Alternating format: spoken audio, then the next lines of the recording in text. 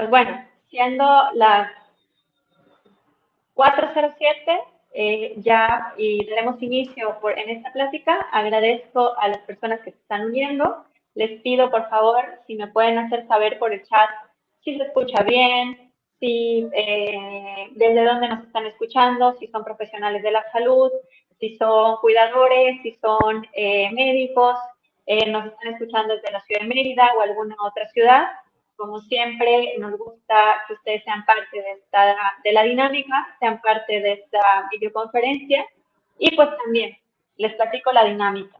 Ahorita vamos a tener la presentación por parte de nuestra jefatura de enfermería de Vitality Home Healthcare, Roberto Rivas González, y al final se van a hacer todas las preguntas. Sin embargo, si tienen dudas, comentarios durante la presentación, lo pueden poner en el chat y yo con mucho gusto, en el momento que se considere oportuno, a replicar esa pregunta a nuestro ponente. Entonces, pero pues también háganos saber cómo se están escuchando la conversación y pues que sean parte de esta plática. Y pues me permito presentarme. Yo soy Verónica Morales, soy fundadora de Vitality Home Healthcare y de Livia, que es la casa de recuperación postohospitalaria y postoperatoria que ahorita ya es empresa hermana de Vitality. Entonces me da un enorme gusto el que sea el primer webinar de muchos que haremos en conjunto de Vitality y Alim. Y pues agradezco a nuestro ponente Roberto Rivas González, nuestro jefe de enfermería, por todo su conocimiento y expertise para este tema. Entonces, bienvenidos a cada uno de ustedes. Este video quedará grabado en nuestras redes sociales y también lo subiremos a nuestro canal de YouTube para que quien quiera continuar con el aprendizaje de verlo alguna otra vez en su momento, compartirlo, lo pueda realizar. Roberto, muchísimas gracias y bienvenido a cada uno de los que están participando. Ok, buenas tardes.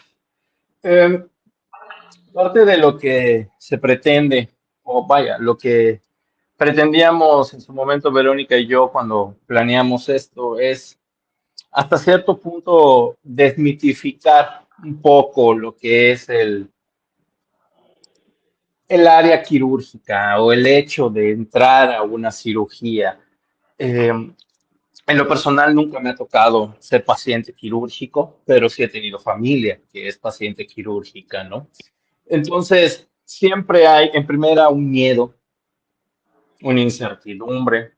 ¿Por qué? Porque, y eso lo he dicho en pláticas recientes y anteriores, no, el personal de la salud no está, podríamos decir, entrenado para hablar un idioma coloquial, ¿no? Entonces, si a la incertidumbre de chispas, me van a dormir, me van a anestesiar, me van a cortar, le sumamos el no entiendo lo que me van a hacer, entonces se vuelve un tema más de origen, pues no por la patología que vamos a tratar, sino porque él no sé qué va a suceder, ¿no? Entonces, para a esto vamos a hablar qué hacer antes y después de una cirugía, ¿no? ¿Qué pretendo o qué espero yo como paciente antes de una cirugía y después de una cirugía? ¿Qué va a pasar saliendo del quirófano? ¿Cómo tengo que llegar al quirófano? ¿Es cierto que tengo que comer? ¿Qué medicinas tengo que tomar? ¿Qué no tengo que tomar? O sea, todo esto es lo que vamos a tratar a continuación, ¿de acuerdo? Entonces, sin más detalle, pues vamos a entrar de lleno a la ponencia, ¿no? Como ya les decía, vamos a empezar a hablar de esta situación, ¿no? ¿Qué es una cirugía? Bueno, la ansiedad que, que implica someterse a una cirugía va a empezar desde el mismo momento en el que se determina que es necesaria la cirugía, ¿no? Eh, Podemos dividir las ciencias médicas en dos grandes ramas en lo que se conoce el tratamiento. Una de esas grandes ramas es el tratamiento farmacológico, es decir, todas las ciencias médicas, ginecología, medicina interna, urgencias, terapia intensiva, pediatría, todas esas ramas de la medicina, su tratamiento va a estar basado en la medicina como tal, una inyección, una tableta, una pomada, un parche. Pero cuando todo eso falla, entra el área quirúrgica a, ahora sí que a tomar el relevo de lo que el tratamiento farmacológico o la terapia farmacológica en su momento no puede tratar, ¿no? Generalmente, cuando tenemos una enfermedad, por ejemplo, digamos, ¿no?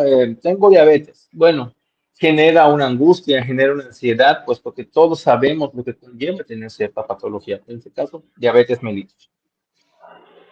Pero cuando la diabetes, en este caso, por citar el ejemplo, empieza a tener complicaciones y la cirugía es necesaria, la ansiedad se duplica, se triplica o se incrementa más bien, ¿no? ¿Por qué? Porque, como les decía al principio, la cirugía provoca un miedo. Provoca un miedo, ¿por qué? Porque a diferencia de todas las demás ramas de las ciencias médicas, en la cirugía no estamos conscientes de lo que nos están haciendo. Generalmente no estamos conscientes de lo que estamos haciendo. Es decir, cuando, por ejemplo, nos dan una inyección, al momento de inyectarnos, estamos conscientes de que nos van a inyectar. Al momento de que vamos a tomar una pastilla o que nos van a dar un tratamiento con pastillas, con intravenosas, con lo que ustedes quieran, estamos conscientes de que vamos a recibir ese tratamiento. Y ese estado de conciencia nos permite anticiparnos a los que va a pasar. Es decir, si nos van a inyectar, pues saber que nos están limpiando, saber que nos están tocando, saber que la aguja ya entró, saber que el medicamento está entrando a nuestro sistema. ¿De acuerdo? Entonces, toda esta situación, toda esta, podríamos decir, estado de conciencia o de alerta, ¿sí? Implica que nos sintamos hasta cierto punto seguros de lo que estamos pasando. Claro. Pero en el momento de la cirugía, ¿sí? En el momento en el que el anestesiólogo viene y bloquea el área del dolor, bloquea nuestro centro de conciencia y nos duerme hasta cierto punto, ¿sí? No tenemos esa conciencia, no tenemos esa seguridad, no tenemos esa certeza, ¿no? Y el hecho de estar dormidos en manos de personas, evidentemente incrementa el miedo, incrementa la ansiedad, ¿de acuerdo? Entonces, obviamente, además, si a eso le sumamos, como dijimos al principio, de que vamos a tener un montón de dudas, y dudas que a lo mejor no podemos resolver por pena, por miedo, por qué van a decir de mí, ¿sí? Es un granito más a la montaña de ansiedad, a la montaña de dudas, a la montaña de miedos, ¿sí?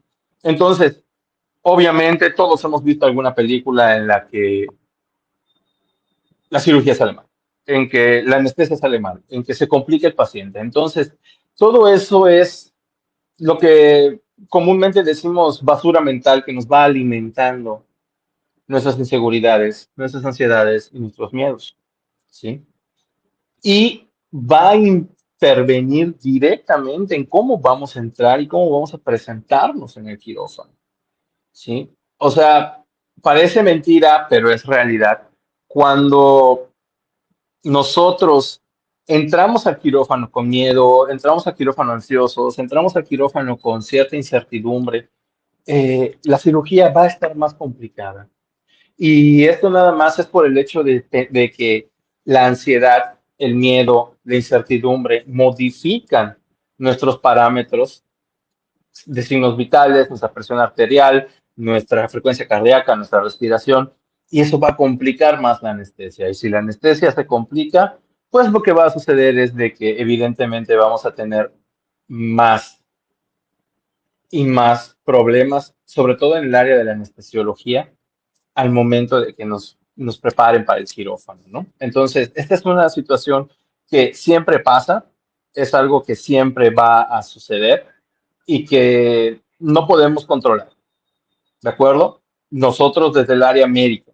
Lo podemos controlar, evidentemente, el anestesiólogo la ve muy ansiosa o los ve muy ansiosos, pues va a proceder a aplicar medicamentos para controlar esa situación, que no es lo idóneo porque se esperaría que entremos lo más ecuánimes posibles.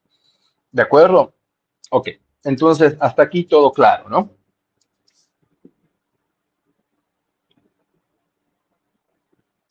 Podemos pasar a la siguiente, por favor.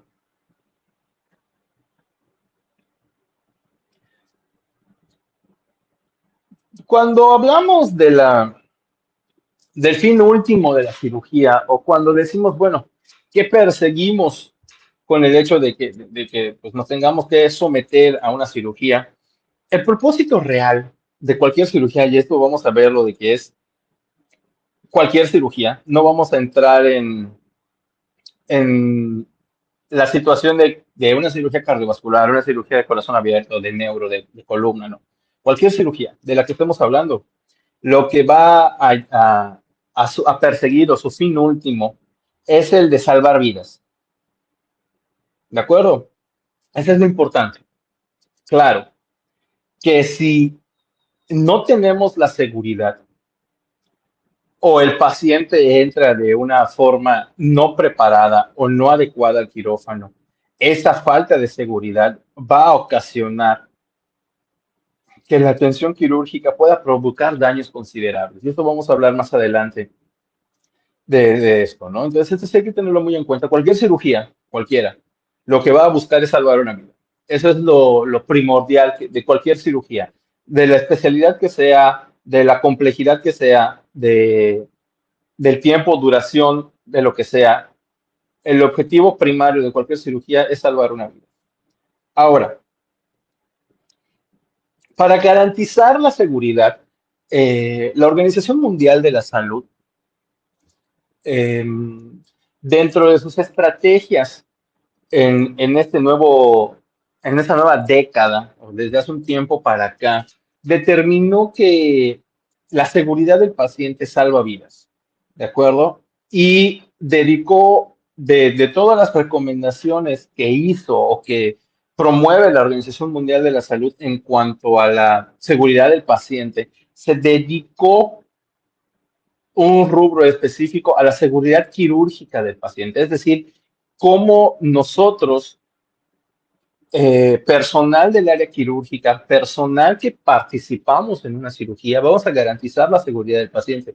Y eso se puede consultar en Internet y existen artículos, existen revisiones bibliográficas, estudios serios de que cada uno de los pasos que nosotros como profesional quirúrgico tenemos que seguir para salvaguardar la seguridad del paciente salvan vidas, pero también tenemos que tener en consideración lo que el paciente tiene que hacer para ayudarnos a garantizar su propia seguridad, ¿no? O sea, hay que ser muy tajantes en esto. Cuando tenemos un paciente quirúrgico, es decir, cuando vamos a entrar al quirófano, operar a un paciente, es una relación de dos. Yo como profesional quirúrgico, como especialista en cirugía, voy a hacer todo lo que esté en mis manos y más para salvaguardar la seguridad de mi paciente. Y esa es mi prioridad, ¿sí? Y obviamente la seguridad del paciente incluye que el paciente entre y salga vivo de la cirugía, definitivamente. Pero, como les repito, esto es una relación de dos partes. Si bien nosotros garantizamos esa seguridad, ¿por qué? Porque tenemos todos todas las opciones, tenemos todas las implementaciones para este fin. También el paciente tiene que ayudarnos y esto es sumamente importante y esto es algo que solo se le dice al paciente cuando se le va a operar, pero no tenemos la cultura de la prevención, ¿no? Muy importante y cómo nos ayudan y esto pasó hasta en pandemia. Amigos míos me decían, oye, ¿cómo puedo evitar enfermarme? ¿Qué es lo primero que tengo que hacer para evitar enfermarme? No, pues lávate las manos. Sé higiénico, ¿de acuerdo? Igual pasa en el quirófano. Una de las situaciones que la Organización Mundial de la Salud para la seguridad del paciente, ya sea clínico o quirúrgico, menciona es el lavado de manos. El lavado de manos salva vidas, ¿sí? La higiene salva vidas. Parece raro, parece hasta irrisorio pensar que una barra de jabón que no te cuesta en el súper más de 30 pesos y agua corriente que todos tenemos, gracias a Dios, hasta ahorita en nuestras casas, pueda asegurarnos limitar las infecciones del sitio quirúrgico. Entonces, la higiene personal es de vital importancia para cuando llegas al quirófano. No es lo mismo asear, porque independientemente de que se bañen o no, en el quirófano les vamos a asear. Pero no es lo mismo asear a una persona que tiene 2 horas de haberse bañado, que estás viendo que su piel, al final, que es lo que vamos a asear, está hasta cierto punto limpia, a una persona que, bueno, también al final de cuentas la cirugía, también existe la cirugía de urgencia, donde no podemos prepararnos, pero ves la gran diferencia y que al final a veces tenemos que casi bañar al paciente en el quirófano para poderlo operar, ¿no? La higiene con agua y jabón, a menos de que el cirujano indique otra cosa, que sí se puede hacer, baños con yodopovidona, por ejemplo, baños con clorexidina cuando van a hacer cirugías de trasplante, por eso, bueno, ya es situaciones específicas de cuidados específicos para cirugías muy específicas, pero el global de las cirugías con un baño que de manera higiénica, con el que damos entre, espero más de una vez al día, con eso es suficiente. Y la Organización Mundial de la Salud es muy incisiva en eso, ¿no? O sea, sé higiénico, báñate, lávate las manos. ¿Por qué? Porque, perdón, nuestra piel contiene bacterias. Es una flora bacteriana normal que nuestra piel está acostumbrada a tener. Pero cuando nosotros hacemos el corte en piel, existe algo que se llama translocación bacteriana. Es decir, las bacterias pasan de la piel a la cavidad abdominal o a la cavidad que estemos operando y viceversa.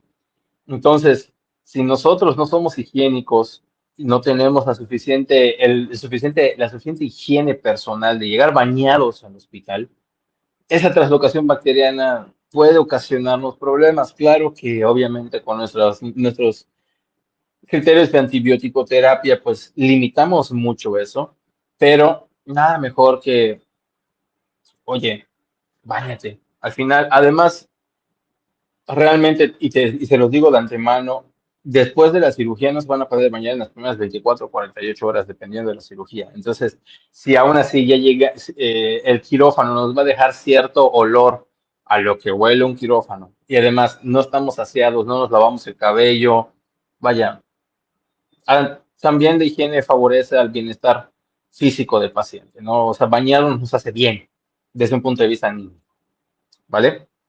Después, y eso es muy importante y se los digo de la manera más honesta del mundo y con el corazón en la mano, el ayuno. Por favor, he trabajado en diferentes hospitales, he tenido la fortuna de trabajar en diferentes hospitales para la gracia de mi experiencia, todos quirúrgicos, y he oído un bagaje de situaciones por las cuales esta segunda situación no se cumple. Ayuno. El ayuno mínimo para entrar al quirófano es de 6 horas. ¿De acuerdo? Lo mínimo que te puedo yo esperar para entrar al quirófano son 6 horas de ayuno. Hemos diferido cirugías grandes, hemos diferido cirugías complejas porque el paciente comió, porque el paciente tomó líquido, porque el paciente se tomó un yogur antes. Y créanme que no es pesadez del anestesiólogo, no es pesadez del cirujano tratar de diferir la cirugía, porque muchos dicen, la difirió porque se quiere ir temprano a casa. No, realmente es prever su seguridad, porque en primera, generalmente la mayor parte de las cirugías van a tener una posición en la que el paciente va a estar acostado boca arriba. Generalmente, en un 80%, un 50% de las cirugías van a estar con un paciente acostado en forma horizontal. Luego, a eso le sumamos la anestesia, que entre otras cosas, y para no entrar tanto en detalle, porque si entramos en detalle de cómo funciona la anestesia, vamos a llevarnos mucho más tiempo, deprime ciertas partes, la anestesia deprime ciertas partes del sistema nervioso central y periférico que condicionan al hecho de que se pierda el tono de los esfínteres, que mantienen a la comida dentro del estómago, ¿no? Entonces, al relajarse estos esfínteres, eh, ahorita te respondo, Carlita, permíteme. Eh,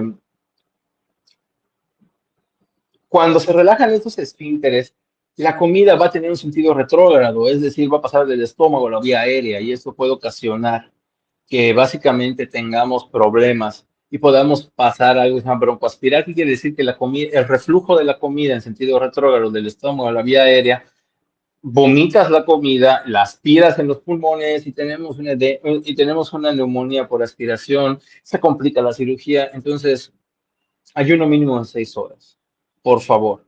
Obviamente, vamos a priorizar que el ayuno no implique dejar de tomar la medicación concomitante del paciente. ¿Qué quiero decir esto? Hay ciertos medicamentos que vamos Ahí voy, Amelia. Eso es lo que voy a tratar ahorita. Los medicamentos de rutina del paciente los va a tomar sí o sí. Solo hay algunos medicamentos que vamos a suspender de manera tajante, de manera que no existen muchos medicamentos, pero sí los vamos a suspender y eso se los dicen en la visita preanestésica del paciente.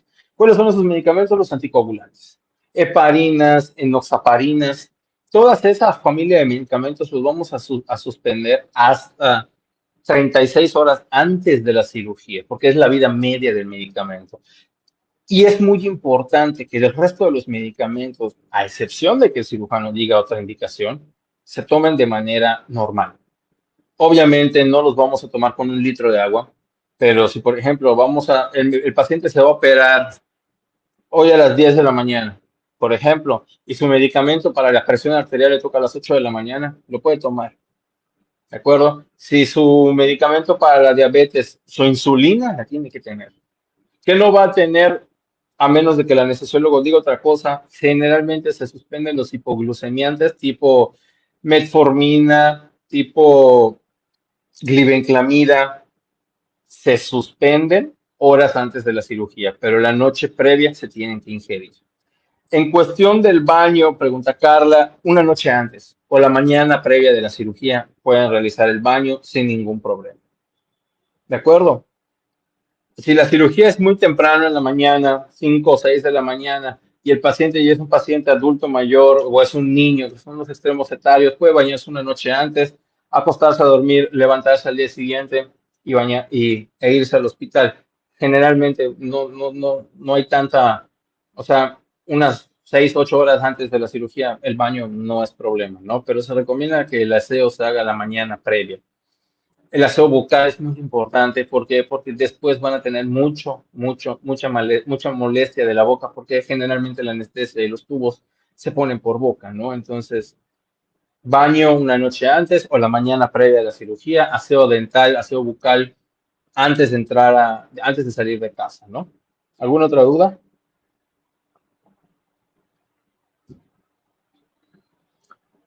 Cabe aclarar, y es como les digo, eh, las recomendaciones que estamos teniendo ahorita son a título general, ¿sí?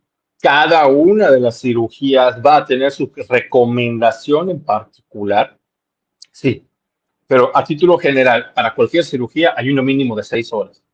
Una cirugía de abdomen, por ejemplo, te pedirán ayuno de 8 a 12 horas, por ejemplo, ¿no? Pero pues, como les repito, cada una de las cirugías tiene su peculiaridad, pero a grosso modo, las indicaciones de ahorita son para cualquier cirugía como mínimo esperado. ¿De acuerdo?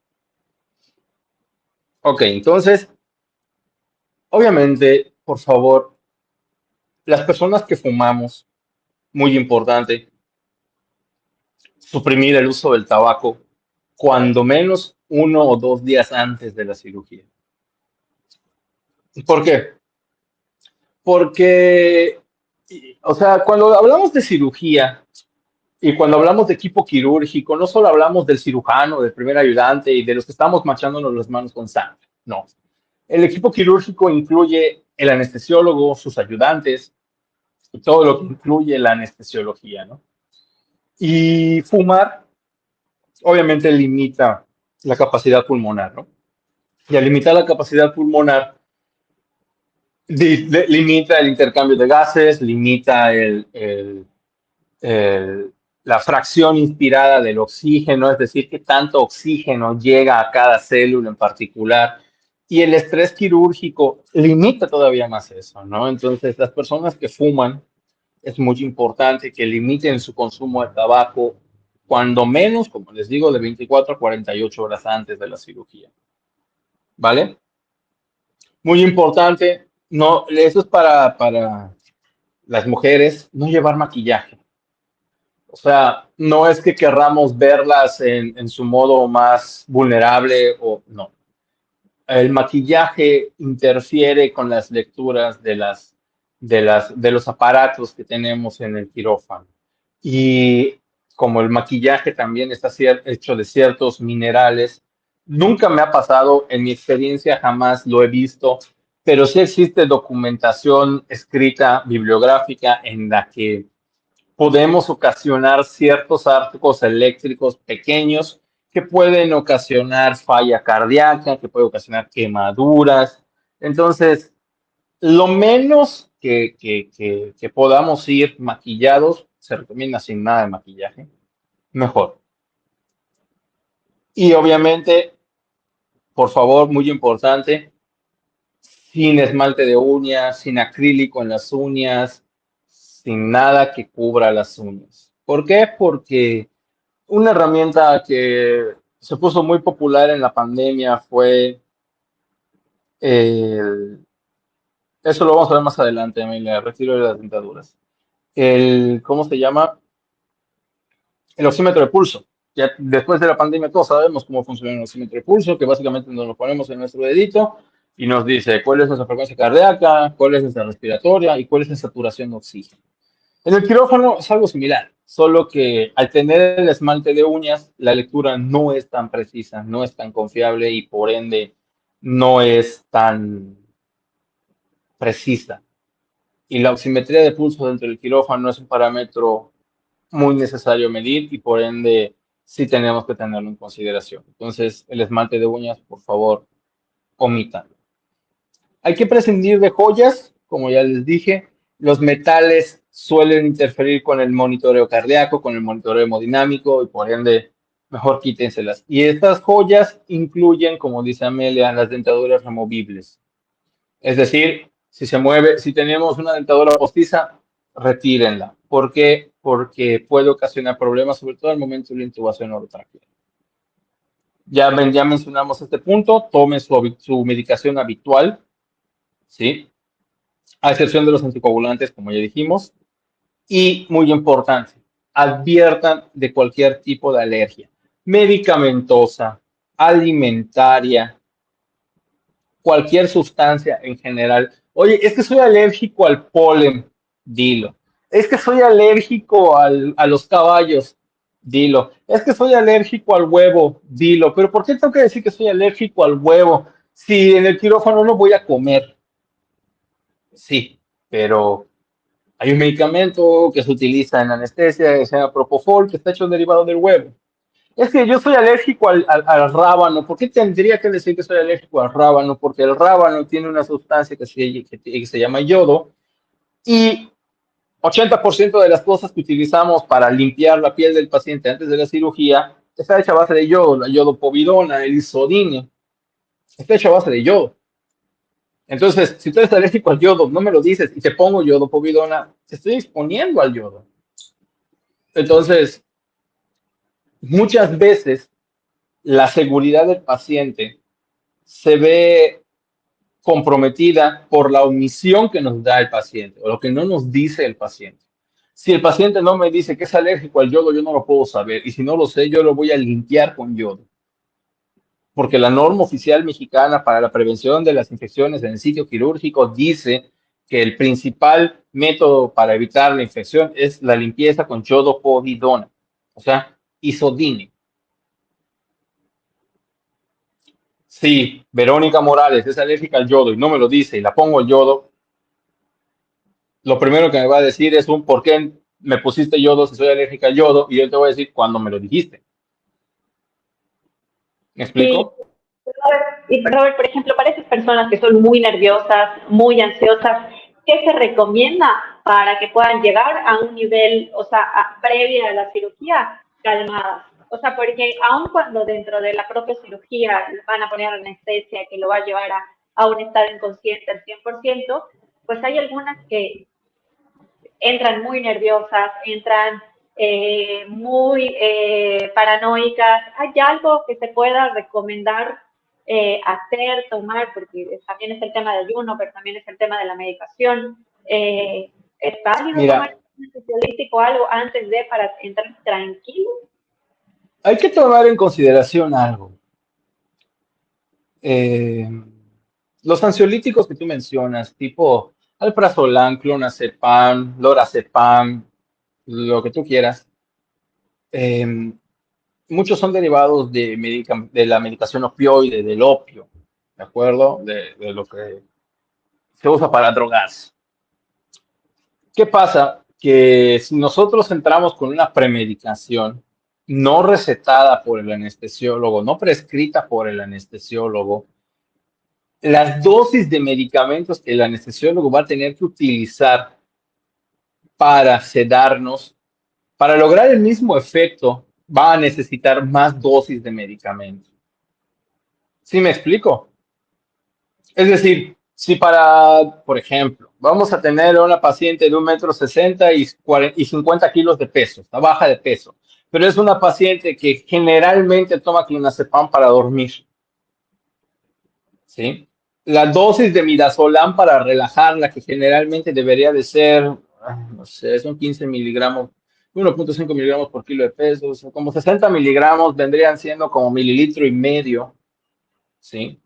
eh, con una persona que toma clonazepam de manera concomitante o que utiliza drogas de manera concomitante, tipo marihuana, tipo MMDA, tipo LSD, para controlarse, para relajarse, para lo que tú quieras, las dosis van a ser todavía mayores.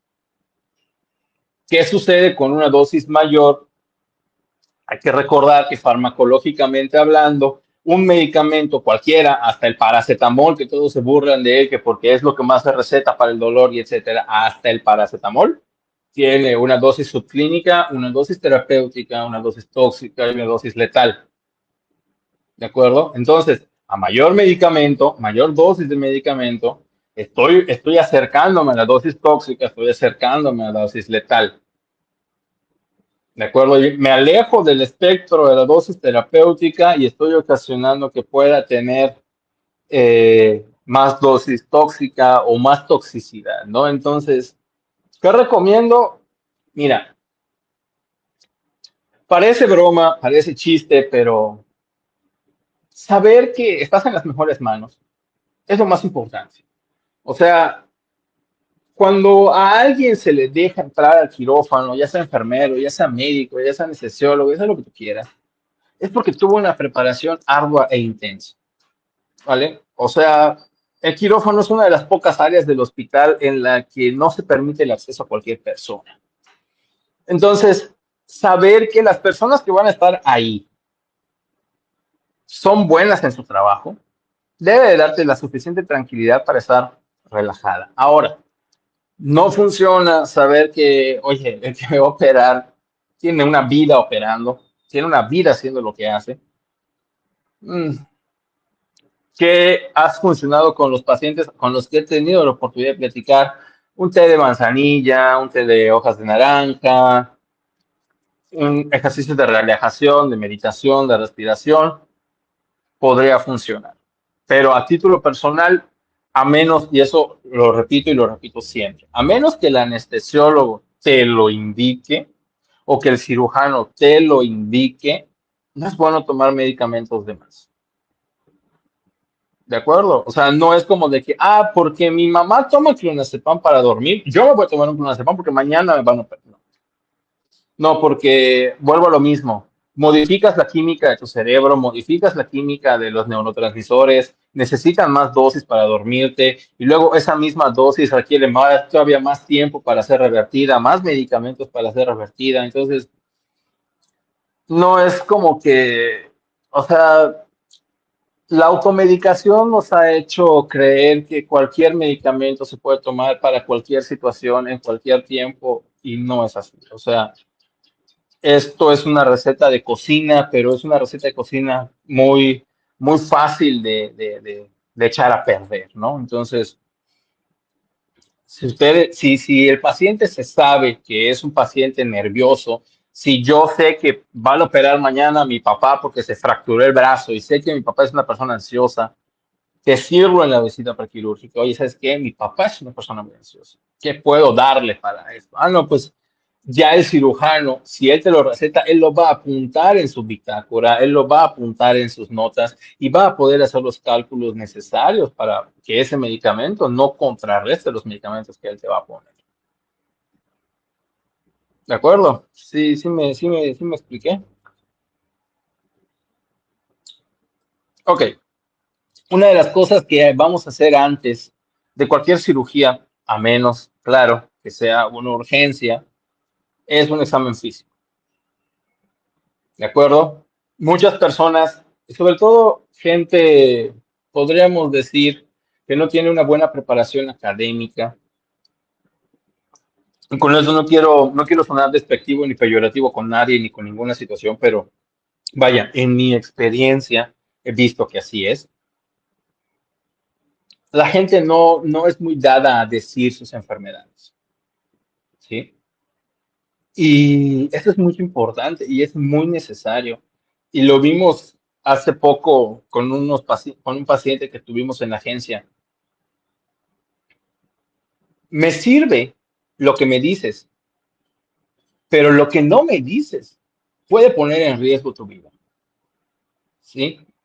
Todas y cada una de las enfermedades que tienes, que tuviste o que planeas tener, es muy importante que sean expuestas al personal de salud.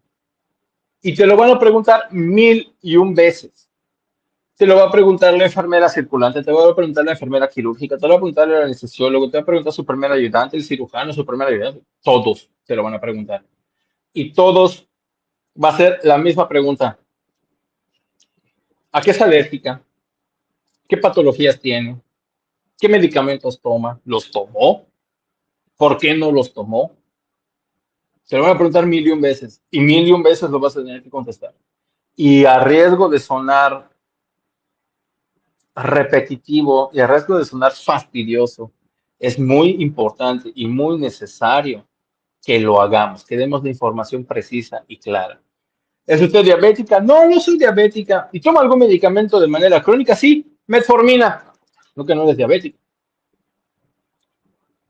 ¿Ha tenido cirugías previas? No. ¿Cuántos hijos tiene? Tres. ¿Todos fueron partos? No, fueron cesáreas. Pues no, que no has tenido cirugías. ¿Ha tenido alguna cirugía? No, no he tenido ninguna cirugía. Ah, ok. Y esa cicatriz que tiene en el hombro. Ah, es que sí, mire, lo que pasa es de que me operaron el hombro porque me lo desgarré cuando era niña. Todo es importante, todo es relevante, aunque no lo parezca, nos ayuda mucho. ¿Por qué? Porque podemos tener una imagen más amplia de, de tu historia. A nosotros, y no es por sonar malo, no nos interesa saber cuántos hijos tienes por el morbo de cómo los mantienes. No, nos interesa saber cuántos hijos tienes porque es el número de veces que te pudieron haber picado la espalda para ponerte un bloqueo, ¿sí? Y a mayor número de veces que te hayan puesto un bloqueo, es más complicado ponerte otro. ¿Me explico? ¿Cuántas cesáreas tienes? Dos. ¿Pero por qué es relevante? Porque a lo mejor después de una segunda cesárea, el tejido que está rodeando la cavidad del abdomen, donde te voy a quitar la vesícula, ya está muy deteriorada. No es lo mismo operar a una persona que jamás ha sido operada y que tiene sus, porque aunque no lo crean, yo hago esta analogía y a mis alumnos se los digo, cuando doy clase a los primeros días de la especialidad, siempre les digo, la cavidad abdominal es como un sandwichón, tiene muchas capas, ¿sí? Y cada una de esas capas está perfectamente delimitada de la anterior y está perfectamente delimitada de la siguiente. Siempre va a ser así. Pero no es lo mismo operar a una persona en la cual todas y cada una de las capas se van a ver bien delimitadas. ¿Por qué? Porque nunca ha sido operada. A operar una persona de una vesícula, misma cirugía, misma edad, mismo sexo, mismo peso, pero la persona, el sujeto A nunca ha sido operado y el sujeto B ha sido operado en 3 ocasiones. ¿Por qué? Porque tuvo 3 cesáreas, ¿sí? La calidad del tejido que vamos a encontrar en una y en otra es completamente diferente. Entonces no es por el morbo de que, ay, chinga, ¿cómo puede ser que una señora de Cono Sur del estado tenga 10 hijos? ¿Cómo los mantiene? No va por allá. O sea, las preguntas que nosotros hacemos no son con la finalidad de mofarnos, de burlarnos, de saber de tu vida y contar el chisme en el pasillo del hospital. No es así. Eh, lo que nosotros preguntamos es para saber, para planear y para hasta cierto punto estimar las posibles complicaciones que vamos a tener ante una cirugía al momento de hacer el primer corte. ¿De acuerdo? Entonces, muy importante, todas sus patologías, todas sus cirugías, todas, todas. Es que me bloquearon porque me iban no sé, hacer un lavado mecánico cuando tuve 6 años porque me barrí en la moto. Lo tienes que decir. Toda su medicación, por favor. Conozco, me ha tocado en la experiencia que tengo, me ha tocado los dos polos. Una persona que ni siquiera se acuerda de lo que toma, que solo agarra pastillas y las toma, pero porque ya está habituada tanto a tomarlas que ya ni se acuerda de lo que toma, solo agarra caja 1, caja 2, caja 3, se sirve un cóctel de pastillas en la mañana y plum, va para adentro. Y hay personas que literal te llevan una hoja impresa donde te dice medicamento, el por qué lo toma, cuánto es la dosis que toma, cada cuántas horas lo toma, a la hora en la que lo toma. Recuerden, y esto es muy importante, y se los digo siempre a todos mis pacientes, a todos mis alumnos, hasta mi familia, de hecho, tener un historial de tu medicación es sumamente importante. ¿De acuerdo? Por favor. Y otra cosa muy, muy, muy importante, los laboratorios. Ayúdennos yo siempre les digo a todos, ayúdenos a ayudarles, ¿sí? Desgraciadamente, las cirugías que se hacen en un hospital público, IMSS, ISSSTE, Secretaría de Salud, SEDENA, whatever, pueden dilatarse en tiempo. ¿Por qué? Porque desgraciadamente tenemos mucha demanda, poco personal, pocas instalaciones. Y probablemente les digan, bueno, te vamos a operar en 3 semanas. Hace ya tus laboratorios, vas, te haces biometría hemática, química sanguínea, electrolitos, tiempos de coagulación, todos los que te pidan. Pero sucede que por X razón, no vamos a entrar en ese tema, se va dilatando tu cirugía, se va difiriendo tu cirugía por tiempo, por espacio, por insumo, por lo que tú quieras. El tiempo máximo de un laboratorio son 3 meses. O sea, estamos junio. Los exámenes que hicieron en marzo ya no valen, ¿vale? Los exámenes que hicieron en febrero ya no valen. Simple y sencillo. Y eso es un criterio de diferimiento quirúrgico. Si no tiene laboratorios en tiempo, no los vamos a operar. Entonces, si ya viste que tienen 2 meses tus laboratorios y no tienes fecha, mira, o solicita que te hagan unos nuevos, o ve y hazte unos de manera particular. ¿Sí? Es decir, chinga, mi biometría y mi química ya tienen 2 meses y la verdad dudo mucho que me operen antes del mes 3. Voy, ¿sabes qué? Hazme laboratorios nuevos porque los míos ya vencieron. No, es que no pasa nada, que te lo firmen.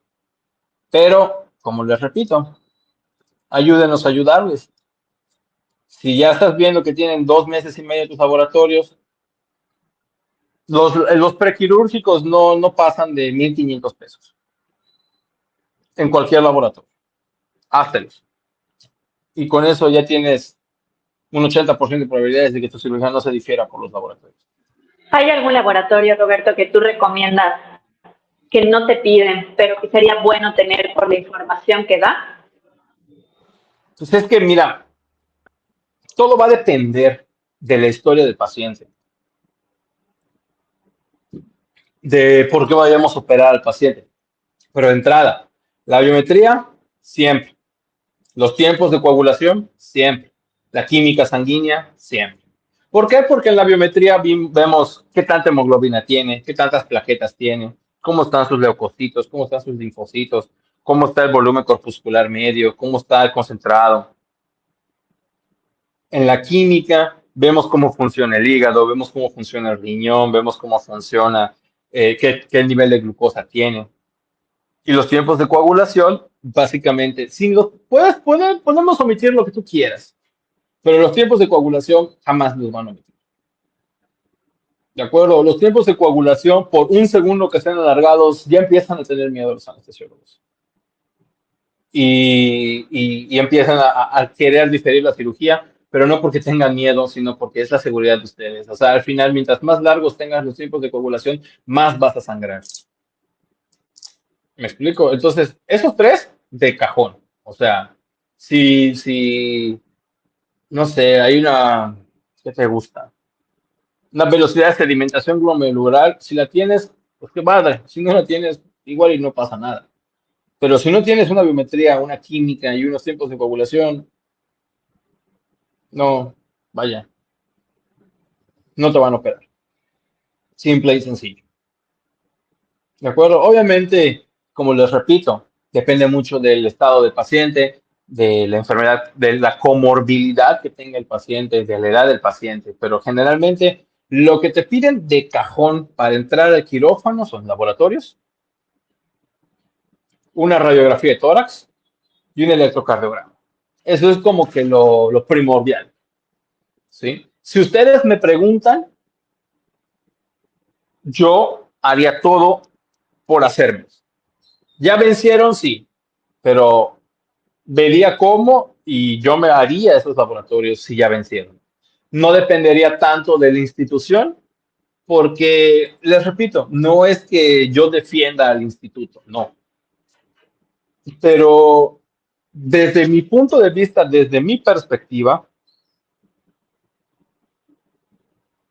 2,000 pesos, 2,500, 3,000 pesos que yo me gaste entre laboratorios, electrocardiogramas, placas, lo que ustedes quieran, no es ni la octava parte de lo que va a costar la cirugía. ¿De acuerdo?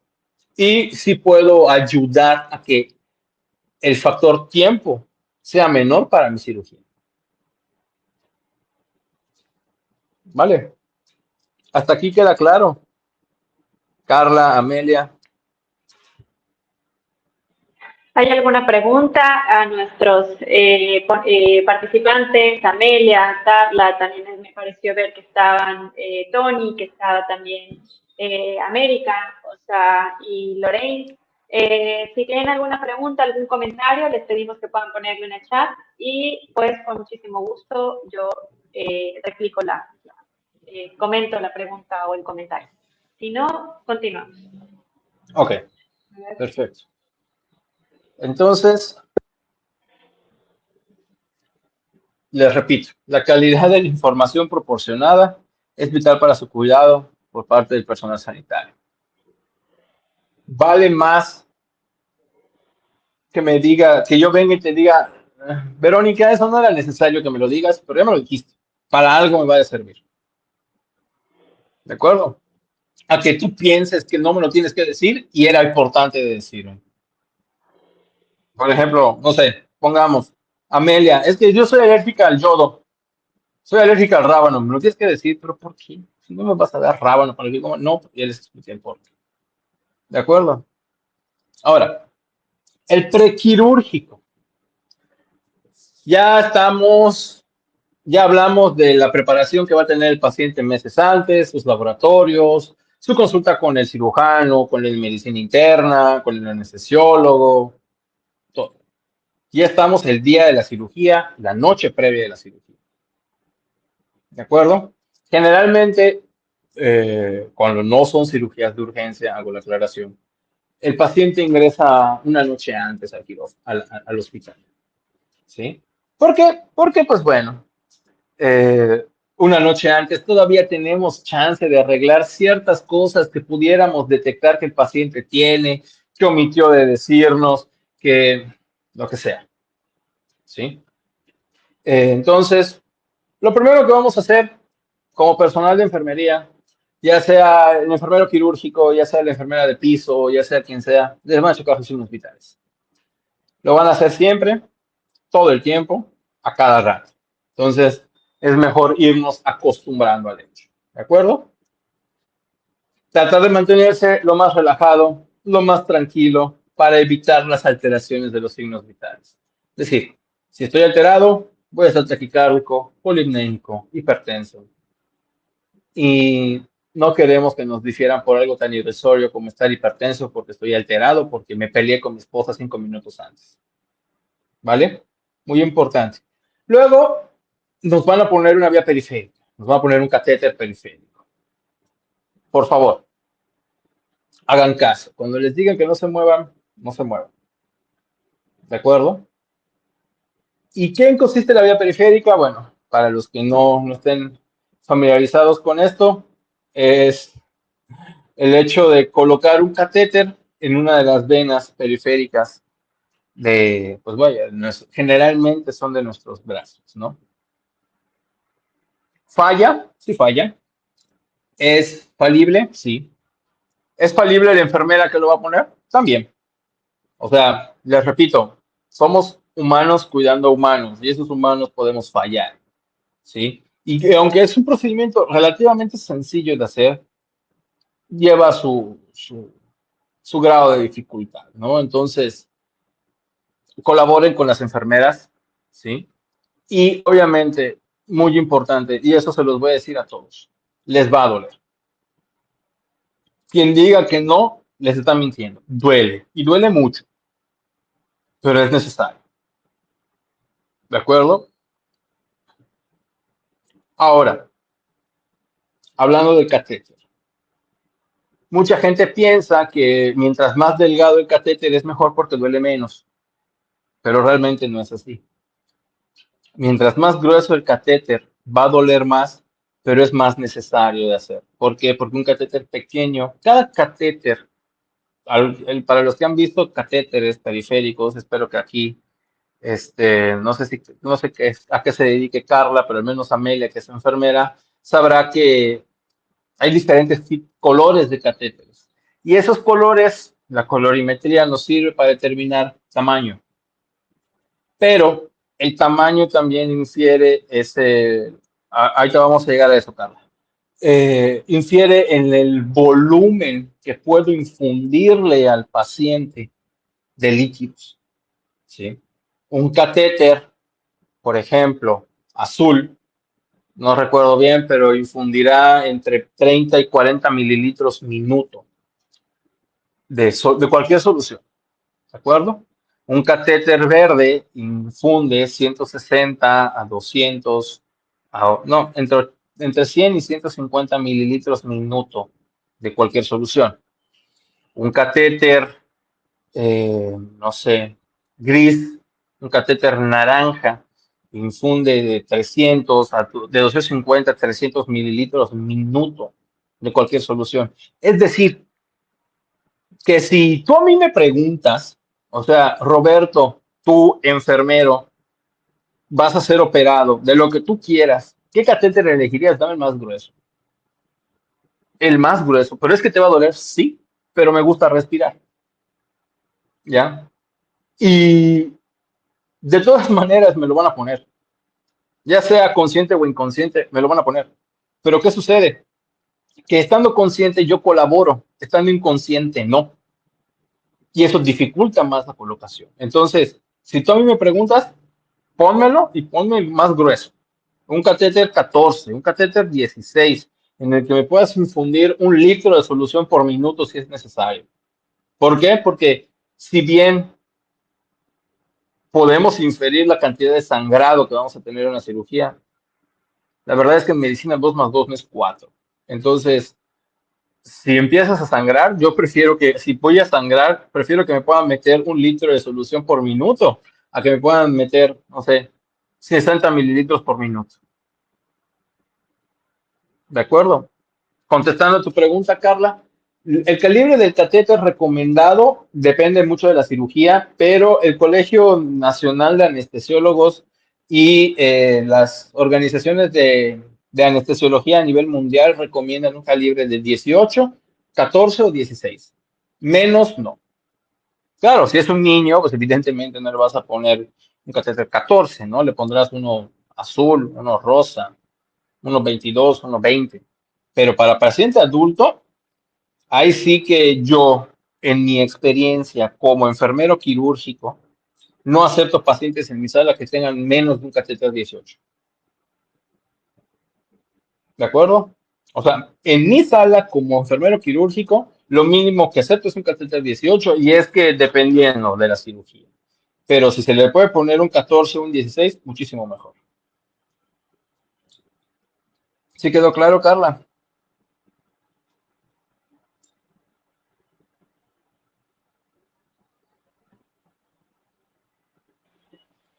Carla, hola Carla, espero que haya quedado resuelto. Si no, el chat puede comentar. Muchísimas gracias, Carla. Continuamos. Perfecto, ok. Cuando lleguen después al hospital, les van a decir que se cambien de ropa y les van a dar una bata sumamente abierta, que no deja nada de la imaginación, pero todo tiene una finalidad, ¿no? O sea, la finalidad no es, como les repito, el morbo. ¿De acuerdo? No es nada más que poder acceder a esta situación de manera más fácil. Permítame un segundito, déme 2 minutos.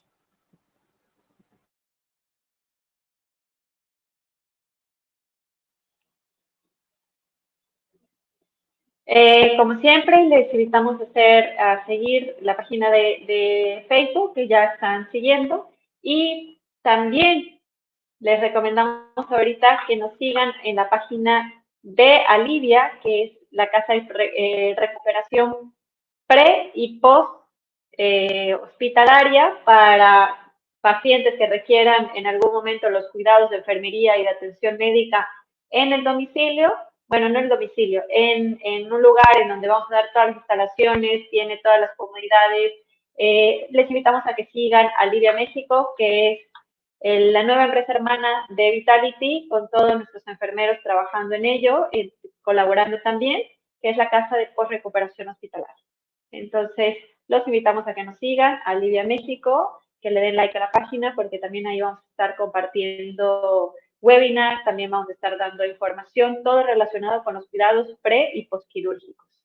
Y pues bueno, ya en un momento regresa Roberto y como siempre, a las personas que se están uniendo, si en algún momento quieren la constancia, les pedimos que nos puedan hacer llegar su nombre completo a veronica@vitalitymexico.com para que podamos nosotros hacerles llegar su constancia digital. vitalitymexico.com. Continuamos, Ok, Roberto. una disculpa. Ok, Amelia, ¿cuál es la vena que se debe de habilitar para la cirugía? Realmente no hay una en específico, ¿no? La preferible se recomienda tercio medio del brazo, es decir, cualquiera que tú puedas canalizar en el tercio medio del brazo. Si no puedes, te vas al pliegue del brazo, ¿de acuerdo? Pero aquí lo primordial para el quirófano es que esté permeable la vía, que tú puedas infundir un líquido a gravedad, es decir, pones la solución, lo cuelgas y que chorree. Si eso lo garantiza, sin problema, la que tú consideres. Te puedo decir la safé, la basílica, la radial, la cubital, pero es, o sea, vaya, básicamente es cerrar la posibilidad a otras. Realmente la indicación es la que tú consideres, la que tenga mayor calibre, la mayor visible, la menos tortuosa, esa. Porque al final la posición que le vamos a dar al paciente en el quirófano no va a determinar mucho si la paciente doble el brazo, porque la paciente va a estar básicamente, se oye mal, pero así es, crucificada. El paciente va a estar en una posición de cúbito dorsal con los brazos extendidos. Entonces, ¿tenemos acceso a cualquier vena? Sí. ¿A la que hayan picado? Sí. Entonces, mientras esté permeable, no tenemos problema con eso.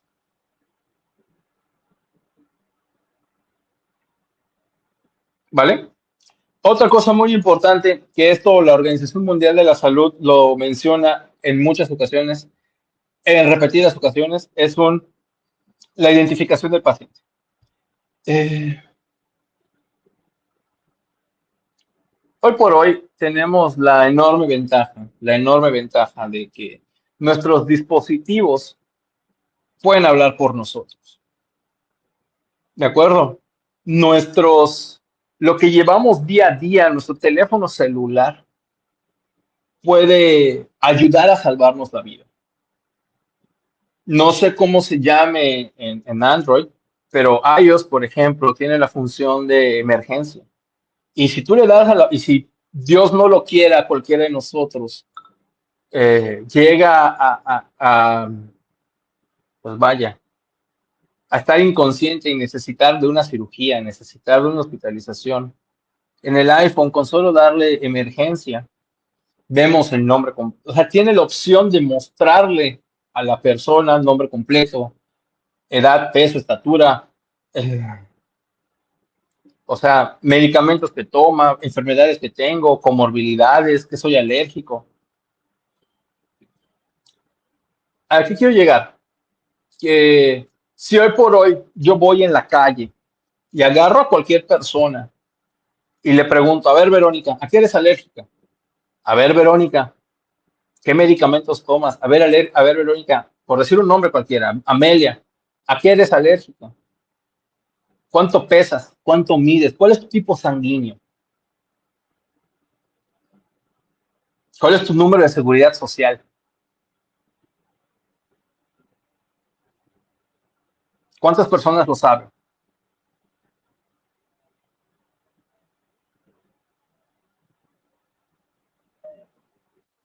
O si lo sabemos, muchas veces no lo tenemos apuntado, ¿no? Es información que tenemos que estar conscientes y lúcidos al 100% para dar la información completa. Pero no siempre lo vamos a dar, ¿no? Entonces, muchas veces entramos al quirófano por una situación de emergencia sabiendo nada del paciente. ¿A qué es alérgico? Ni idea. ¿Por qué? Porque llegó inconsciente, se volvió, dio 4 vueltas en su carro, se cayó de un puente de Chuburná de periférico y lo vamos a operar. ¿De qué? De todo. Oye, ¿y cómo se llama? Ni idea. ¿A qué es alérgico? No lo sé. ¿Toma algún medicamento? Espero que no, porque le estamos poniendo medicamentos para todo. Oye, ¿y su tipo de sangre? Ni idea. ¿Me explico? La identificación no solo está en el que yo le diga al personal sanitario, me llamo Roberto Rivas, peso 110 kilos, soy tipo O positivo, mi número de seguridad social es 89 55 23 25 22 19. No soy alérgico a nada, pero estuve bajo tratamiento para el control epiléptico por 2 años, hace 15 años. No. ¿Por qué? Porque no siempre puedo tener la conciencia de estar consciente para decirlo. ¿Ya? Entonces, tener esta paranoia de qué pasa si estoy solo, si me infarto, no hay nadie en mi casa.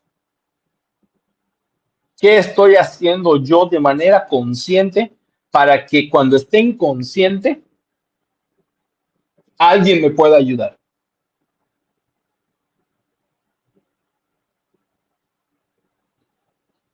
Esto comprende también sabernos identificar. Tengo amigos que literal se han tatuado un código de barras que cuando lo escaneas se lleva una hoja con sus datos. Datos que jamás van a cambiar. Su tipo de sangre, sus alergias, sus patologías, si lo han operado, su nombre completo. Ahora, la pregunta aquí y un ejercicio que yo le hago a todos, independientemente de sean mis pacientes, sean mis alumnos, sean mis amigos o mi familia, ¿qué estás haciendo para limitar el daño que te podamos causar como personal sanitario por el desconocimiento? Porque tú no nos lo puedes decir y no es tu culpa. O sea, que Dios no lo quiera, cualquiera de nosotros manejando sufra un accidente por la imprudencia de alguien y estemos inconscientes para decirlo, o que estemos conscientes pero que no tengamos la suficiente entereza mental en ese momento para decirlo, también es válido. Entonces es más fácil saber, mira, es que no sé de lo que me estás preguntando, pero en esta parte de mi teléfono, bajo esta llave, está.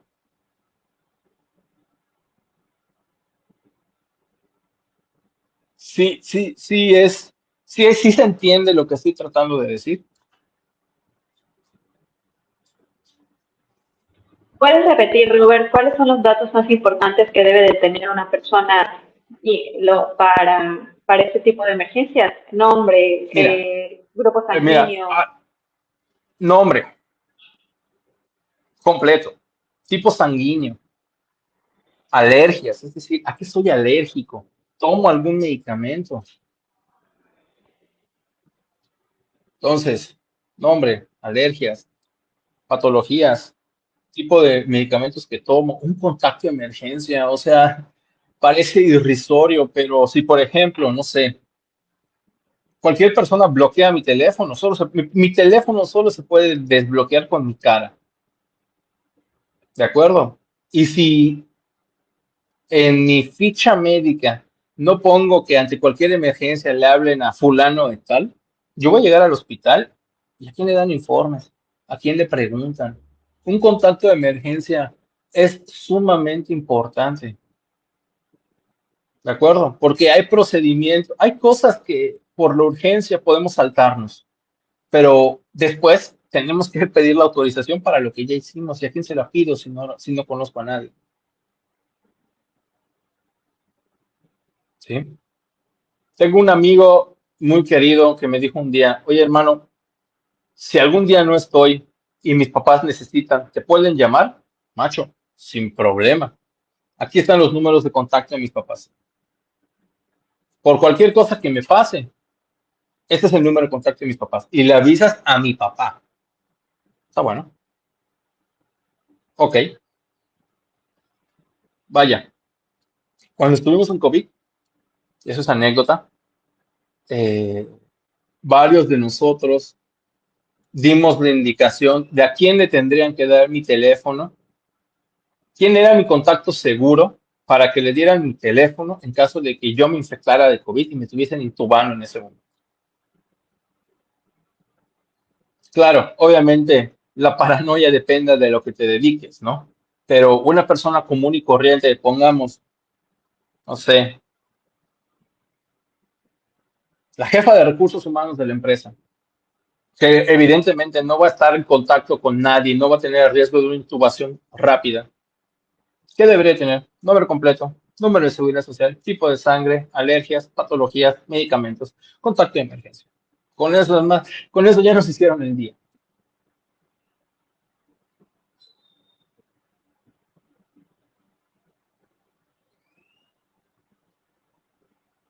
¿vale? Ahora, ya nos operaron, ya se logró, ya estamos operados, ya nos quitaron la vesícula, nos quitaron el apéndice, nos compusieron el hueso, lo que sea. ¿Qué viene después? Va. El posquirúrgico, es decir, cuando termina la cirugía, lo podemos determinar o dividir en dos grandes partes. Posquirúrgico mediato y posquirúrgico inmediato. ¿Qué es el mediato y qué es el inmediato? El posquirúrgico mediato es el que va a transcurrir desde que el paciente sale del quirófano e ingresa al área del hospital que se llama URPA, o sea, la unidad de recuperación posanestesia. ¿Cuánto tiempo va a estar allá? 2 horas, 3 horas, hasta que la anestesia se haya revertido lo suficiente para que el paciente no tenga en riesgo su vida. ¿Qué pasa? Hay diferentes tipos de anestesia. Está la anestesia local, la anestesia regional, la sedación y la anestesia general, ¿no? La local, básicamente, te unto crema y ya. La regional implica un bloqueo, lo que comúnmente conocemos como raquia. ¿De acuerdo? Que generalmente es la que normalmente se utiliza para la gran mayoría de las intervenciones quirúrgicas, ¿no? ¿Qué pasa? Que la anestesia raquídea tiene dos efectos. El, para que no nos centremos en nombres rimbombantes, los efectos van a ir desde el bloqueo sensitivo, es decir, no voy a sentir dolor, hasta el bloqueo motor, es decir, no voy a poder mover los pies. El bloqueo sensitivo va a incluir que voy a sentir que me tocan, pero no me va a doler. Es decir, voy a sentir que me están cortando, pero no me está doliendo que me están cortando. Y el bloqueo motor, no voy a poder mover ninguna parte de mi cuerpo. ¿Por qué? En la historia de la anestesia, sentían y al momento de sentir, aunque no les duela, como es una sensación que jamás han experimentado, se movían.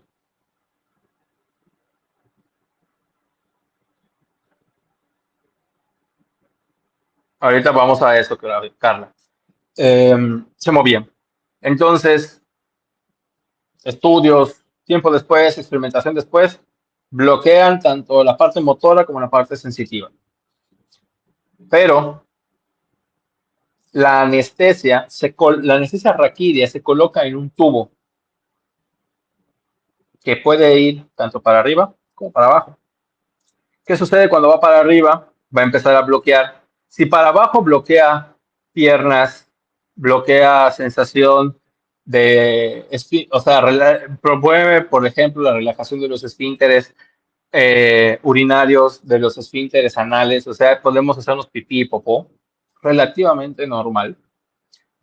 Esto es cuando la anestesia se va para abajo, pero si se va para arriba, va a empezar a bloquear estómago, va a empezar a bloquear respiración, va a empezar a bloquear cardio, y eso es peligroso, ¿no? Entonces, el postquirúrgico inmediato es todo el tiempo que el paciente va a pasar en la unidad de recuperación posanestésica hasta que la anestesia se revierta, ¿de acuerdo? Es decir, hasta que pueda mover los pies. Una vez que pueda mover los pies, podemos decir, bueno, no siente, no, porque la sensación va a regresar entre las primeras 24, 48 o hasta 72 horas del postquirúrgico, pero el poder mover ya implica que la anestesia se está empezando a excretar por vía renal y por ende ya no implica un riesgo para el paciente.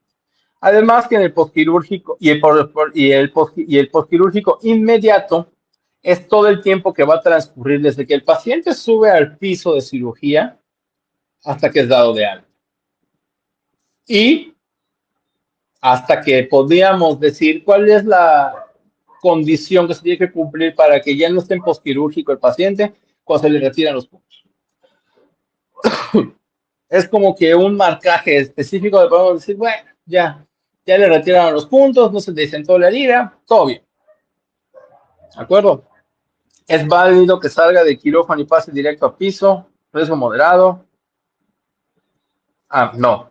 O sea, generalmente todos los pacientes que tengan anestesia regional, general o sedación, van a pasar a recuperación. Todos, sin excepción de ninguno.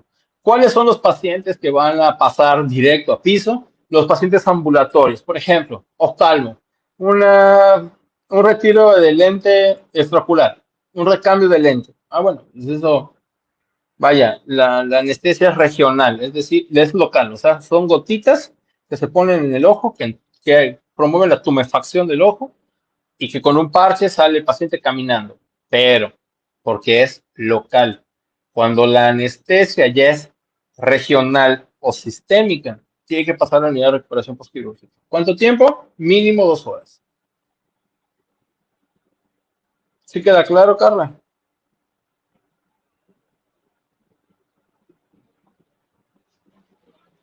Carla, ¿respondimos tu pregunta?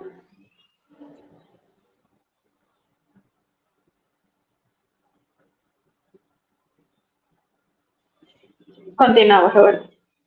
Ok, perfecto. La que sigue, por favor. Ok, ¿qué vamos a hacer en el postquirúrgico inmediato? O sea, para empezar, aquí el paciente no puede recibir visitas. O sea, lo que va a pasar es de que, no, de nada, Carla. Va a salir el paciente del quirófano, el cirujano va a hablar a los pacientes que se quedaron en la sala de espera y les va a decir, todo bien, todo perfecto, ya salimos del quirófano. Excelente. ¿Puedo pasar a visitar al paciente? No. ¿Por qué? Porque es una área estéril. Nada puede pasar. ¿Qué vamos a hacer allá? Y esto se los digo para disminuir la ansiedad, tanto de nosotros como pacientes como de nosotros familiares. ¿Vale? Al final, el conocimiento siempre va a promover una disminución de la ansiedad. ¿Qué vamos a hacer? Vamos a controlar sus signos vitales, sumamente importante. O sea, los signos vitales del paciente es lo que vamos a controlar con mayor detenimiento. ¿De acuerdo? Permítanme. Luego, ¿en qué consiste el monitoreo avanzado de los signos vitales? El monitoreo avanzado de los signos vitales es presión arterial, temperatura corporal, pero también manejamos el trazo de la electrocardiografía. Es decir, vamos a monitorear cómo está funcionando el corazón con el electrocardiograma. Vamos a monitorear en ciertas maneras la capnografía, es decir, la relación que existe entre la fracción inspirada de oxígeno y la relación de la cantidad de dióxido de carbono exhalado. Eso lo hacemos en recuperación con las máscaras especiales. Vamos a ver qué tanto oxígeno meto y qué tanto dióxido de carbono sale. ¿De acuerdo? Luego, obviamente vamos a la presión arterial, la frecuencia cardíaca. Como les repito, parte del manejo avanzado de los signos vitales es el hecho de la electrocardiografía, es decir, vamos a analizar las ondas cardíacas y vamos a ver si todo está bien, si su ritmo es sinusal, si la amplitud de la onda es correcta, si la extensión de la onda es correcta, si no existe algún bloqueo de rama, todo eso. Después vamos a indicarle al paciente fluidoterapia. ¿Qué es la fluidoterapia? Empezar a revertir la posible hipovolemia que haya tenido el paciente con respecto a la pérdida de sangre. ¿De acuerdo? Luego, ¿cómo lo vamos a hacer? Pues bueno, con soluciones estériles, solución salina, solución de Harman, mixta, glucosa, todo va a depender de la indicación médica, pero pues bueno, generalmente es con salina y con Harman, a un goteo continuo, a una indicación precisa, o en su defecto vamos a empezar a poner concentrados plaquetarios, paquetes globulares, concentrados eritrocitarios, vaya. Empezar a promover la reversión de una posible hipovolemia que haya dado por la pérdida de sangre y la pérdida de fluidos dentro de la cirugía. Después vamos a ver todo lo que tenga que ver con drenajes. Cuando el paciente entra al quirófano, no siempre, pero generalmente dejamos drenajes, que son tubos que van a comunicar el interior del paciente con el exterior. Es decir, son tubos que nos van a ayudar a hacer que salga cualquier residuo de líquido, cualquier residuo de sangre o cualquier sangrado que haya podido haber quedado ahí, y que si se queda ahí adentro va a ocasionar más problema de lo que va a ocasionar el hecho de tener el tubo para sacar. ¿Cuáles son los tipos de drenajes? Muchos y muy variados. De entrada podemos tener el Penrose, el Jackson Pratt, Drenovac, o sea, muchos. ¿Los vamos a empezar a controlar? Sí, es decir, todos los drenajes infieren una pérdida de líquidos que con la fluidoterapia tenemos que empezar a revertir. Además de que la fluidoterapia, lo que se me olvidó comentarles, es de que ayuda a la reversión de la anestesia. ¿Por qué? Porque mientras más líquido metamos, más lavamos la sangre para que se entienda más fácil y promovemos la función renal que nos va a ayudar a excretar todos los fármacos que están dentro del sistema del paciente. ¿De acuerdo? Obviamente, al tener drenajes, también tenemos pérdidas por esas partes que también tenemos que reponer por los fluidos. Y ver o vigilar la recuperación anestésica, que como ya les dije, ¿no? O sea, tener un aldrete de 8 ya es suficiente para que podamos darle de alta al paciente de la sala de recuperación postquirúrgica.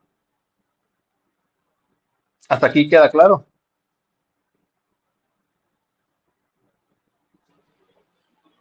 ¿Nos ahorita alguna duda de nuestros participantes? ¿Continuamos, Roberto? Cualquier cosa yo te la haga saber a través del chat. Perdón. Aquí era postquirúrgico mediato, no mediano. Una disculpa. Error de dedo. En el postquirúrgico mediato, lo que vamos a hacer ya cuando el paciente está en piso es, uno, revisar que los materiales que hayamos utilizado en el quirófano para cerrar la herida sigan íntegros. Aquí en el postquirúrgico inmediato, el paciente generalmente ya puede deambular, ya puede moverse en la cama, ya se pudo bañar, que es muy importante, ya pudo lavar la herida en su baño. Entonces, todas estas situaciones pueden en su momento, que espero y nunca pase, en el caso de cada uno de nosotros, pero puede hacer que la herida o que alguno de los puntos de la herida, pues obviamente se reviente, ¿no? Entonces, en el postquirúrgico inmediato, que es cuando estamos ya con los pacientes en piso, lo que vamos a tener que hacer es garantizar que cuando el paciente se vaya, esos puntos duren lo suficiente para que la herida cierre. Porque estando en el hospital podemos hacer ciertas cosas como promover el cierre por segunda o tercera intención de la herida, pero estando el paciente en casa, no lo puedo vigilar como debería, ¿no? Entonces, los materiales que estamos utilizando, tenemos que ver en el postquirúrgico inmediato que vayan a resistir el día a día de un paciente postquirúrgico, ¿no? Vayamos a ver que vaya a resistir al paciente, aun cuando el paciente no se cuide a sí mismo. ¿De acuerdo? Luego, vamos a determinar la evolución de la herida quirúrgica, es decir, cómo va cerrando, cómo va los primeros 2 días. ¿Ya hay tejido cicatricial? ¿Ya inició la cascada de coagulación, la generación de fibrina necesaria para cerrar la herida? Sí. Ah, ok. ¿Hay datos de infección? No. ¿Hay el drenaje cómo va? Toda herida quirúrgica va a drenar. Toda herida quirúrgica, como bien dicen, va a supurar. Ese líquido que está supurando, ¿cómo es? Ah, pues es sanguinoliento, normal, va. Después, vamos a empezar también eso no lo puse porque, pues bueno, no tiene que ver tanto con la herida ni la evolución quirúrgica, pero al final de cuentas es muy necesario. Vamos a promover la dieta del paciente, que empiece a tolerar alimentos, que empiece dieta líquida, dieta blanda, dieta normal. Una de las situaciones que promueve la anestesia es la pausa de la motilidad intestinal, ¿no? Entonces, aunque no lo hayamos operado de abdomen, los intestinos van a parar su función. Entonces, si al paciente yo de entrada, desde que comió hace 3 días en su casa, no ha vuelto a comer y le doy, no sé, un sándwich de pollo, muy probablemente vomite.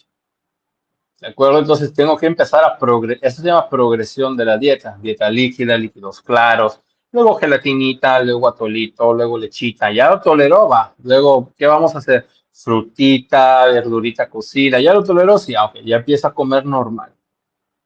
¿De acuerdo? Esto es muy importante. Obviamente, igual vamos a seguir restableciendo la bulimia del paciente. ¿Por qué no lo puedes restablecer de la noche a la mañana? Ah, bueno, perdió 1 litro de sangre. Sí, pásale 1 litro, ya estuvo. No.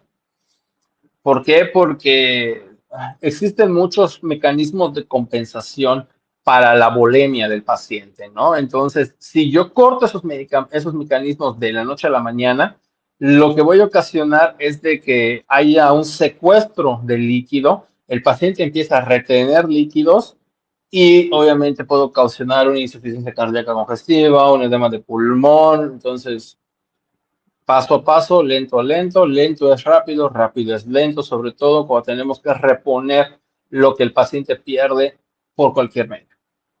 ¿De acuerdo? Perfecto. La que sigue, por favor. Ok, vamos a hablar de las complicaciones quirúrgicas. Y esto, como les repito y les dije al principio, es a título personal, no, es a título general, es decir, cualquier cirugía.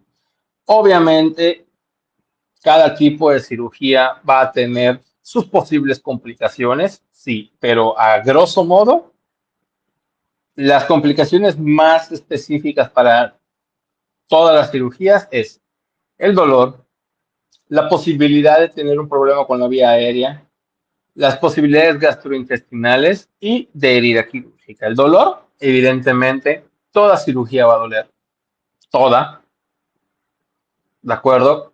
¿Existen medicamentos, existen mecanismos para controlar el dolor? Sí, pero en algún momento vamos a tener que suprimir esos medicamentos y en ese momento nos va a doler lo que nos hicieron. ¿De acuerdo? Las complicaciones de la vía aérea, uno, en el prequirúrgico no existe. En el transquirúrgico, es decir, durante la cirugía, si la paciente o el paciente nos dijo que y nos juró por sus hijos que no comió y luego sí comió, nos vamos a dar cuenta. Y va a broncoaspirar. Y va a tener una neumonía por aspiración. Problema de nosotros va a ser resolverlo, ¿vale? Pero no va a ser culpa nuestra. En el postquirúrgico, ¿qué complicaciones van a haber con la vía aérea? Desgraciadamente, en el hospital que nos van a operar, cualquiera que este sea, aún así sea el faro del Mayar, existen bacterias. Y el hecho de someternos a una cirugía implica que nuestro sistema inmune se va a ver comprometido hasta cierto punto. Y desgraciadamente, tenemos el riesgo de contraer una neumonía asociada a la atención hospitalaria. Sí. ¿Existe el riesgo? Sí. Ahora, ¿es un riesgo estimado? Sí. ¿Es un riesgo controlado? Sí.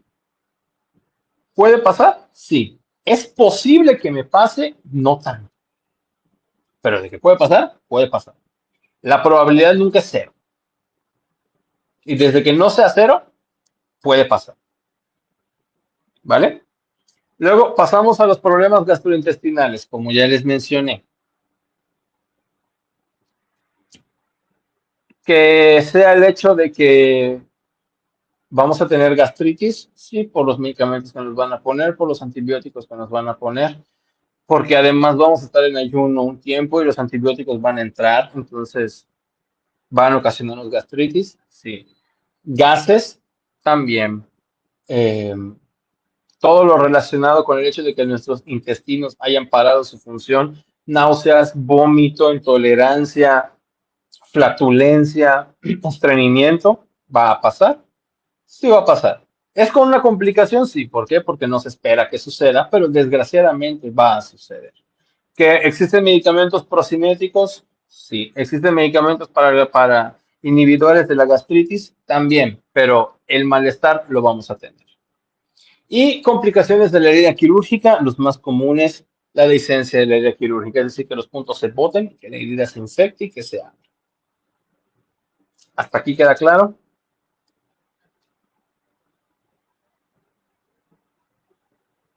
Ok, perfecto. La que sigue, por favor. Bueno, pues eso sería todo en cuestión de las generalidades de los cuidados pre y postquirúrgicos. Y, por ejemplo, Robert, una duda. ¿Cuáles son los cuidados inmediatos que tener en casa? Por ejemplo, sobre todo en el tema de cómo dormir o, por ejemplo, o los cuidados que debemos de tener nosotros a la hora de bañarnos o en su efecto ya en la normalidad si no hay alguna herida. Y mi segunda duda es qué preguntas tenemos que hacerle nosotros a los médicos antes de la cirugía o post cirugía para resolver dudas comunes o mitos o errores que se llegan a presentar. Ok, en primera, el cuidado de la herida quirúrgica es simple. Lavar con agua, jabón y secarla bien. Mientras estemos en casa, dejarla descubierta. Si vamos a salir a la consulta médica, si vamos a salir a que nos retiren los puntos, si vamos a salir, uno, de entrada, el hecho de que ya nos hayan operado no significa que somos infalibles, ¿no? Todavía, hasta que la herida no genere la cicatriz, se puede infectar. Solo que el bicho que la va a infectar va a ser diferente. Pero el que se puede infectar, se puede infectar. ¿Vale? O sea, si no se infectó en el hospital por una bacteria súper resistente de las que tenemos en el hospital, de las que coleccionamos en el hospital, se va a infectar por una bacteria, pero se va a infectar. Entonces, limitar, en primera, creo que no habría mucho que decir en cuanto a al hecho de que limitar las salidas, pero hay que limitar las salidas, muy importante. O sea, una vez estando en casa, el postquirúrgico mediato termina, como les repito, hasta que retiran los puntos y la herida está completamente cerrada.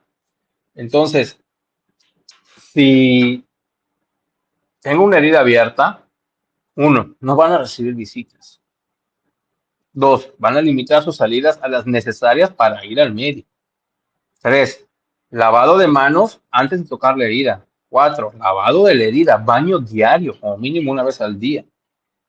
Y cuando nos estemos bañando, lavar la herida. ¿Cómo vamos a lavar la herida? Vamos a hacer la espuma del jabón. Y esa espuma es con la que vamos a tallar con nuestras manos la herida. Después vamos a enjuagar con la suficiente agua corriente para que no quede ningún residuo de jabón. La vamos a secar de manera adecuada para que quede completamente seca sin ningún residuo de humedad. Las sábanas que vamos a ocupar se tienen que lavar como mínimo una o dos veces por semana. ¿De acuerdo? Y sobre todo, y muy importante, tomar la antibiótico terapia necesaria que indique el médico. ¿Vale? En cuanto a las dudas, ¿qué puedo decirte yo que preguntes al cirujano para desmitificar la cirugía? Pues todo va a depender de ti como persona, de lo que te vayan a hacer, ¿vale? Generalmente es cuánto tiempo voy a estar de incapacidad, cuándo voy a poder cargar algo, muy importante, eso es muy importante. Cuando tenemos cirugía de abdomen hay que usar un vendaje abdominal compresivo. ¿Por qué? Porque, ¿se acuerdan del sandwichón que les dije? Pues bueno, el sandwichón incluye una capa muscular que en el abdomen son los músculos rectos del abdomen, que son los que forman los cuadritos, ¿no? Esos músculos tienen la peculiaridad de ayudar a contener las vísceras abdominales para evitar que se forme algo que se llaman hernias umbilicales o hernias inguinales. Entonces, cuando entramos a la cavidad abdominal, pues hacemos a un lado esos músculos y esos músculos, obviamente, al quedarse a un lado y luego suturarlos, quedan algo laxos. Entonces, hay que utilizar una faja o un vendaje abdominal o un corse cierto tiempo para que los músculos vuelvan a agarrar su tono y protejan a las vísceras abdominales y eviten que se protruyan formando una hernia. ¿De acuerdo? Entonces, las preguntas que vas a hacer van a depender mucho de la cirugía que te vayan a hacer. No es lo mismo una cirugía de una matricectomía, es decir, que te van a quitar un uñero y te lo van a cauterizar para que no te vuelva a salir un uñero, a una histerectomía total, a una nefrectomía radical, o no sé, a una duodenopancreatectomía, por ejemplo. O sea, todo va a depender de la cirugía, pero en general voy a utilizar faja, ¿cuánto tiempo la voy a utilizar? ¿Cuándo voy a poder comer bien? ¿Va a haber alguna modificación en mi dieta? ¿Cuánto tiempo voy a tomar los medicamentos? En general eso. O sea, desgraciadamente no hay una lista, de un checklist de preguntas para desmitificar la cirugía. Lo que traté de hacer aquí es ponerles un panorama general de qué es lo que ocurre en un quirófano para que ustedes en lo que, China, sí, es cierto, estoy programada para una colecistectomía en un mes. Ok, investigar qué es la colecistectomía, preguntar, si quieren preguntarme, oye, ¿qué es la colecistectomía? Bueno, te va a estar la vesícula, ok. Oye, pero mejor que va a ser la paroscópica. ¿Qué es la paroscópica? Bueno, pues van a entrar por mínima invasión y pues 3, 4 puntitos. Es recomendable, Roberto, el tema de leer antes de la cirugía, Sí, el entrar sí. a internet, el conocer. Pero hay que, o sea, para decir entrar a internet y leer, hay que saber también de dónde vamos a leer, ¿De ¿no? dónde? O Te sea, puedes tener información muy buena, pero también muy mala. Entonces, es exactamente. recomendable. Sí, o sea, como les repito, todo va a depender de tu estado anímico. O sea, por ejemplo, vamos a poner un grandísimo ejemplo. Mi mamá es cero conocer mi tratamiento. ¿Por qué? Porque el conocer su tratamiento le genera estrés y le genera ansiedad. Entonces, me sale más barato yo explicarle que decirle, toma, léelo. ¿Sí? Va a depender mucho ahora sí que de la persona. Yo, por ejemplo, si me van a hacer algo o me van a intervenir quirúrgicamente o cualquier cosa que me vayan a hacer en cuestión de mi salud, yo lo leo, pero ese soy yo, ¿vale? No significa que tenga que ser así para todas las personas. Recomendable, sí, como vulgarmente se dice, el conocimiento es poder. Mientras más sepas de lo que te van a decir o de lo que te van a hacer, pues es más fácil y más factible que te generes tus dudas. Oiga, doctor, ¿por qué? Vamos a volver al ejemplo de la colecistectomía, ¿no? Oiga, doctor, ¿por qué dice que voy a tener dolor y no por la cirugía, sino porque el abdomen me va a doler? Una colecistectomía laparoscópica. No, pues mira, lo que pasa, Vero, es de que pues vamos a tener que entrar y vamos a literal que tener que inflar tu abdomen para que se despegue tu abdomen, la pared abdominal de la cavidad abdominal y podamos trabajar. Entonces, evidentemente, al inyectarte dióxido de carbono, pues ese dióxido de carbono va a eliminarse, pero pues evidentemente, obviamente, pues vas a aparecer embarazada y esa distensión abdominal va a doler. Ok, está bien. Ya tienes tu duda resuelta, pero ¿cómo te surgió la duda? Porque leíste que era una colecistectomía laparoscópica, ¿no? Oiga, doctor, ¿por qué me van a recomendar que yo no use zapatos cerrados después de una matricectomía?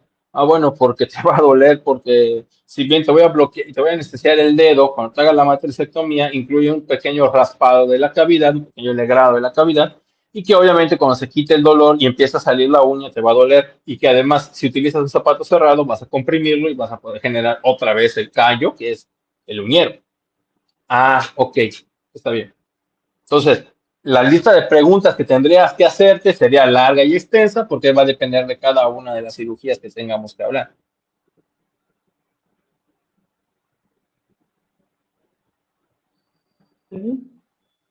No sé si nuestros participantes tienen alguna duda, comentario.